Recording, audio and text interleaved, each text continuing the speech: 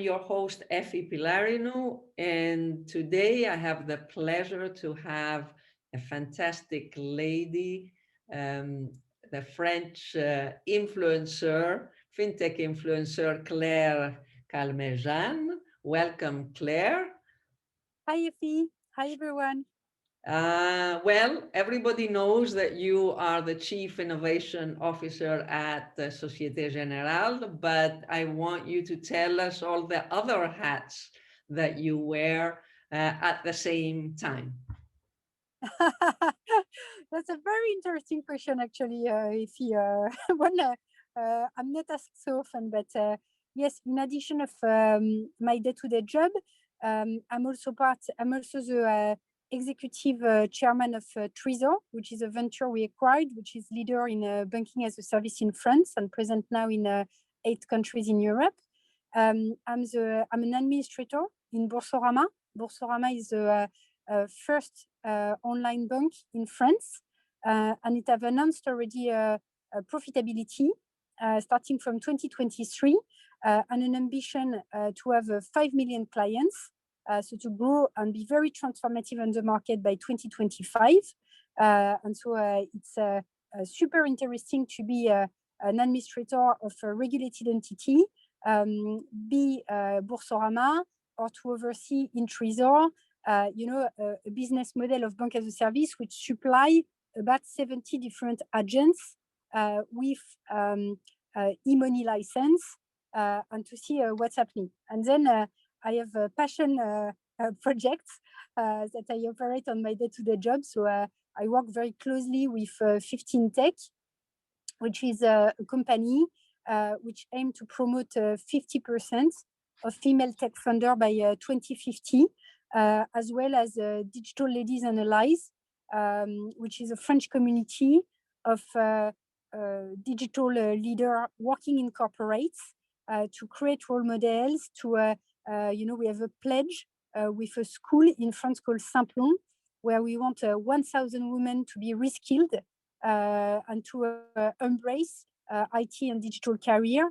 And we also organize 2 events per year to welcome and showcase digital, digital opportunities, the business as it operates in digital to women from 7 to 77 years old. Wow, amazing. And you didn't even mention about your involvement in the Societe Generale, the venture Of course.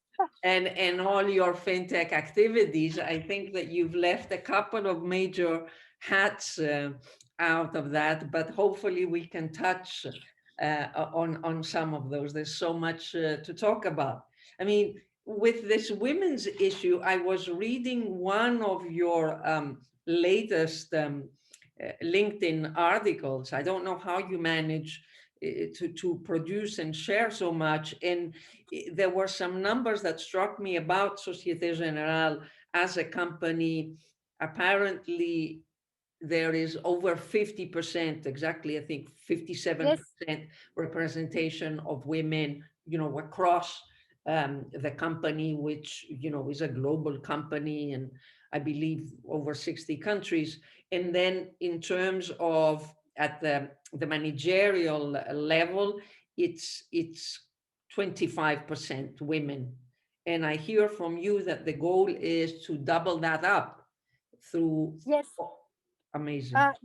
Not doubling. So we have a target at the moment of 30% minimum by 2023 of women in senior management, which is already an ambitious target.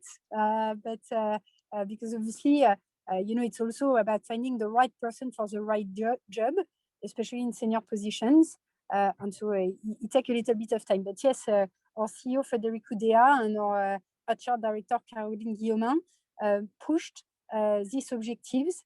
And as you mentioned, just because, we already had more than 50% of, gender diversity in our staff. We have a lot of international diversity. You mentioned we are present in Asia, in Africa, in Russia, in the US. And for us, innovation is one of the 4 values of the group. And diversity is really one of the driver of innovation. And so at the end of the day, it's a business driver. It's a way to build a company which is more sustainable. I mean, some survey of McKinsey are showing that the performance gap for companies that are diverse, mostly in the US, will go up to 46% difference from companies that are not diverse. And so it really became a strategic and economic imperative, as well as a fair reflection of our customer base, as our customer base is everywhere across the world. Interesting. And what you say about the outperformance, obviously you're referring to publicly traded companies, and I'd like to add on that at the private and startup level, that there's studies also showing how when the startups have women, more than 50% of women in their founding team, how much faster they get to exit, how much they get faster to revenue and outperformance, which is amazing. We are starting also to walk the talk, not only advocacy, as we've been doing for many years.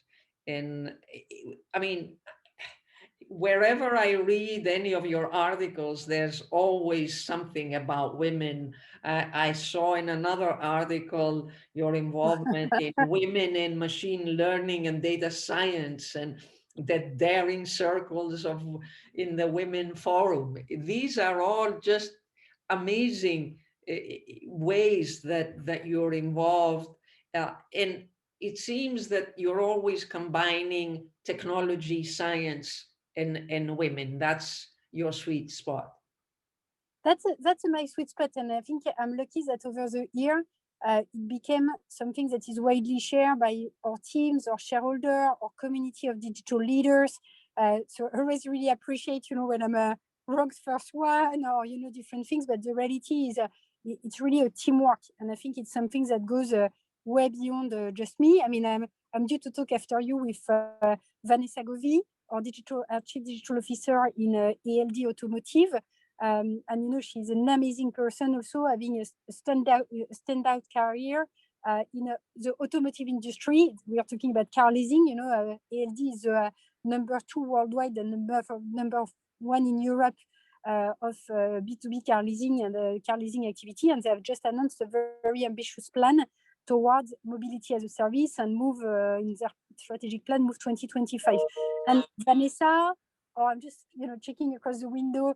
I have my chief digital officer, Noémie Elezam. She shares this passion, but I also have Julien Molez, who I interview quite often, who is leading our AI transformation. And Julien is completely supportive of this cause. And I often have this conversation with him, because himself, he has his wife, which is very engaged, working, in a retail company, in the marketing and HR departments. And, I think we're all a generation that is changing. And it's a snowball effect. It's something that is, for us, it's just a way to work again. It's just diversity is just a driver of our capacity to innovate. It's a differentiator. We do strongly believe in my team, in innovation, that combining different perspectives, combining different background, and not only gender, but also, in my team, there is a age difference, where we come from, which is different. I mean, obviously, I've lived 10 years, abroad, and Guillaume Cabral in my team have lived more than 10 years abroad as well. We strongly believe that the combination of all these skill sets, make a real difference, and that these are the new code of the way to work. Fantastic.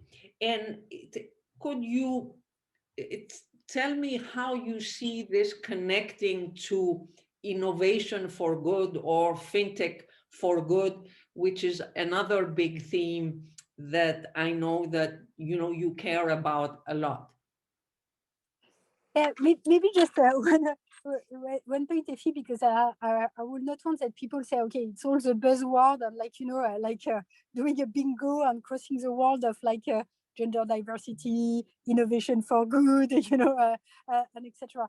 at the end of the day, I personally, first, my job need to meet something. It need to have impact somewhere, and therefore, the reason why we engage, in the Female FinTech for Good challenge with 15 Tech is because, for example, we realize, okay, the pipeline for female funder is way too small, especially on FinTech for Good. And Lyubomila Jordanova, with the CEO of Planet A, like there is no Planet B, she's already a top CEO. She created a Green Alliance. She's based in Berlin. She has a software as a service which enable any company to calculate their carbon footprint and to buy back some of the carbon if they need. And for us, it was like super important to use our platforms, to use how we work at Societe General, to say, okay, how can we help this type of companies, this type of funder, to go way beyond their capability? Can we use, the reach and the scale of Societe General in order to give our exposure? And, can we also put her in touch with, obviously, all our, business unit and divisions in order to, use this software? I cannot say it's going to happen, but it's definitely the aim. And, as a driver of innovation, you need to try. Maybe it will, work the first time. Maybe it will take 3 times. Maybe it will take 5 years. But anyway, my conviction is we are all going to go there.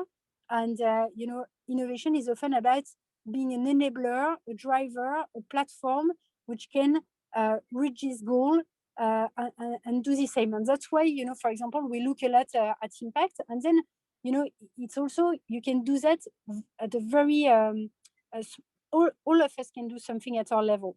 Like, for example, I looked at the SG Venture portfolio, and yes, we deployed, we say, okay, how can we support better the ecosystem? First, we discovered there was a charter called Sista in France, and we could sign that and report our investment and pay more attention in the deal flow about the number of companies that have women, and try to be, more inclusive on the way we are doing it, but also to report our data, because the first step often is about reporting our data. So that was super important.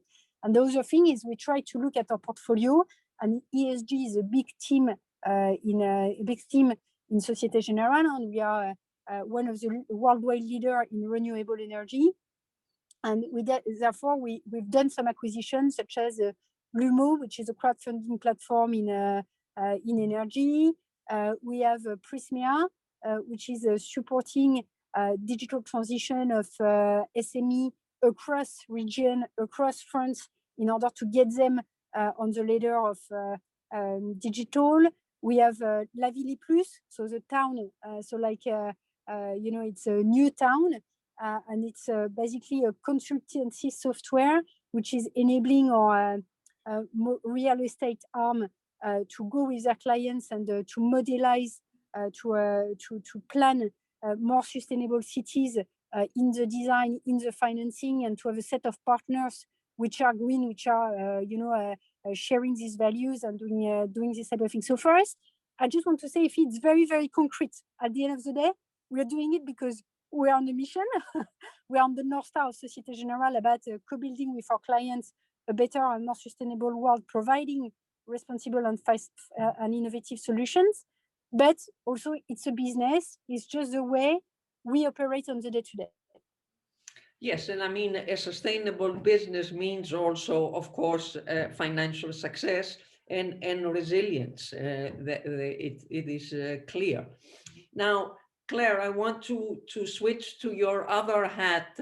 I know that you have been teaching. You're teaching at CFTE, and I wanted to ask you around that, how you, as the Chief Innovation Officer at Societe General, have managed the cultural education and shift and mindset that is needed to implement whatever is implemented up to now and going forward. How has that journey been, and where is it heading? Sure.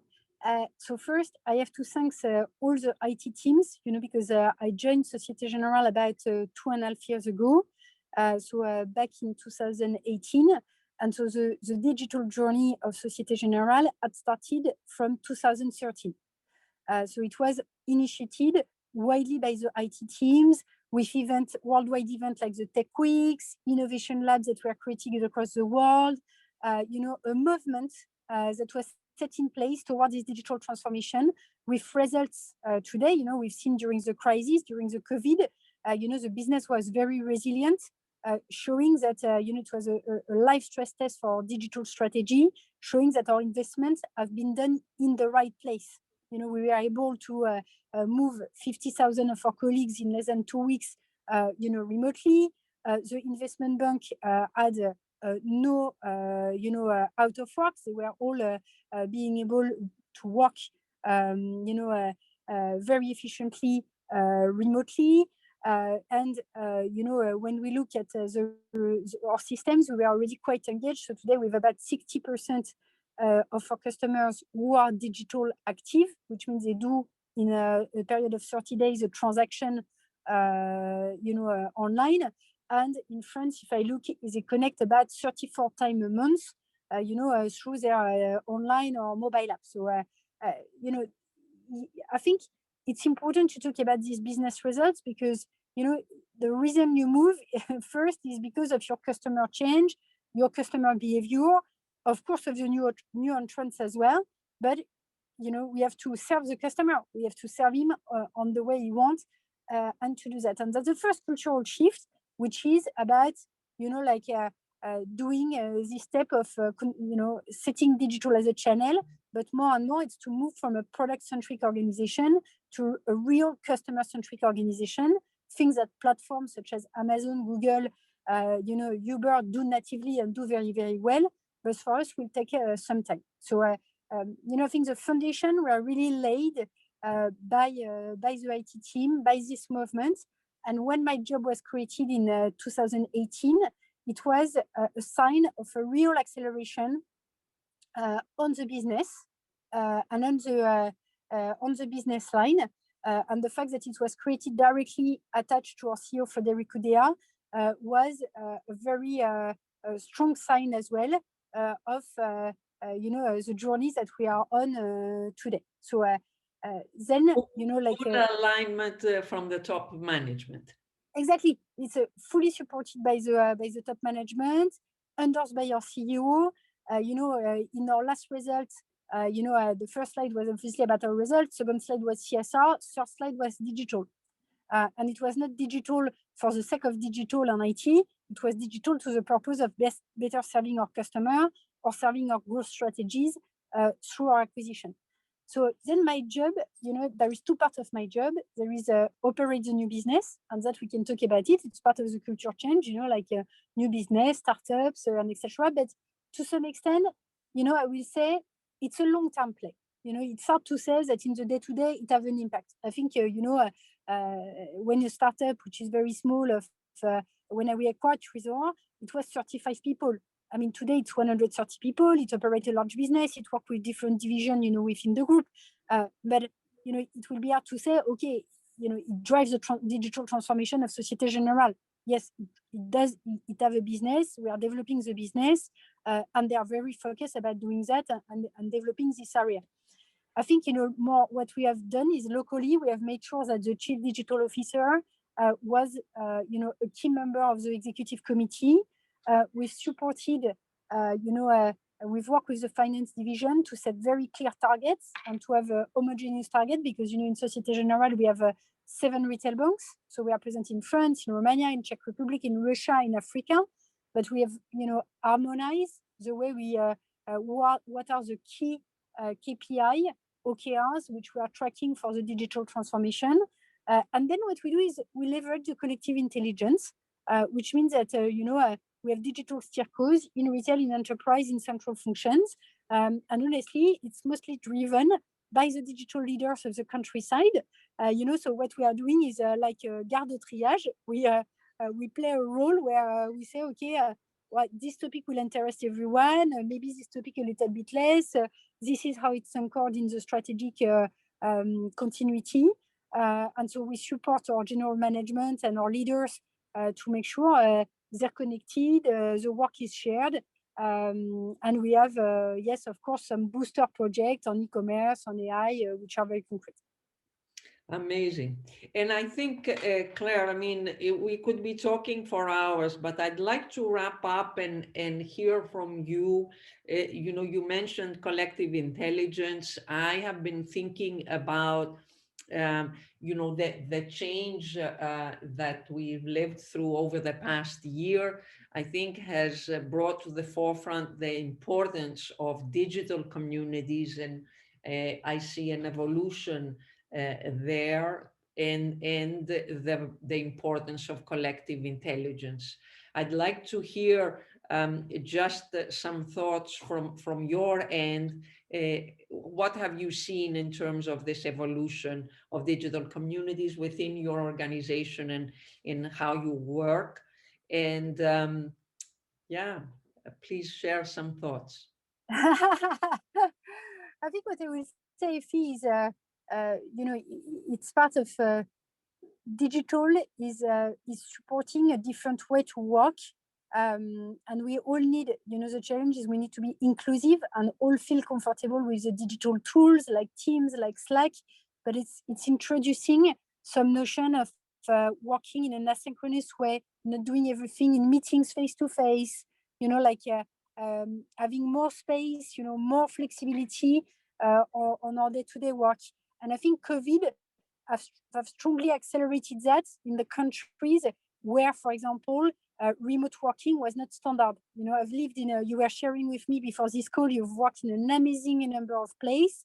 And for me, I was quite surprised because I've lived a long time in London where remote working was quite natural. When I arrived in France, it was very processed. We had to sign papers for colleagues to go 1 day a week, always the same day.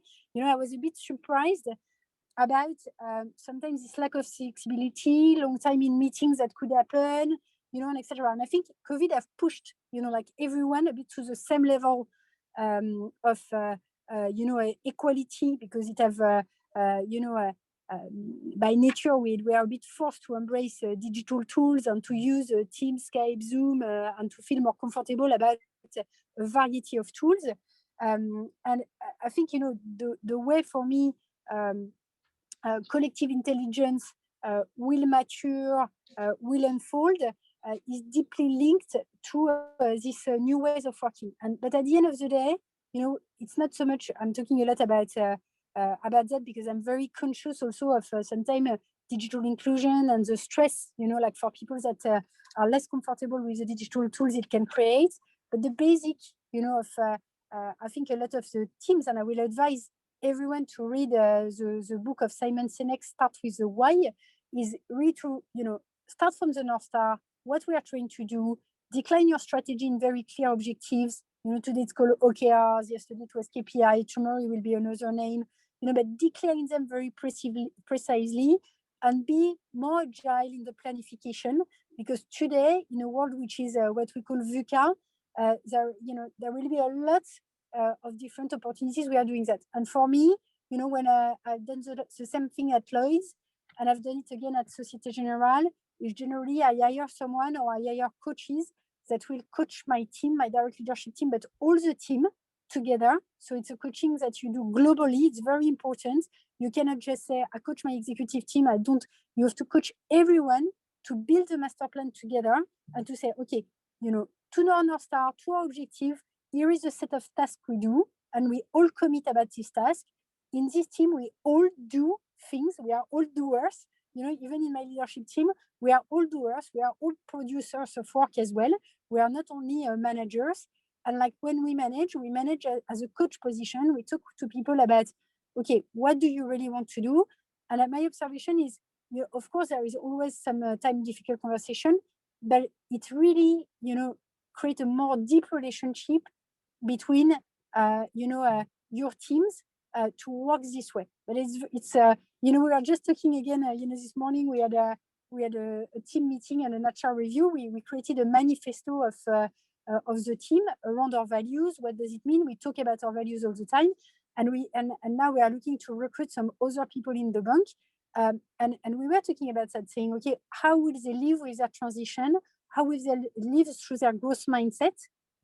Because it can be very sparkly to work in an innovation department, But at the end of the day, it does require this shift, and it does require to rethink a little bit, reinvent yourself a little bit through the lens. The ones that are doing it, they strive through it, but the ones that are, there are some people that, feel less comfortable about that. So it's really this transition which is happening.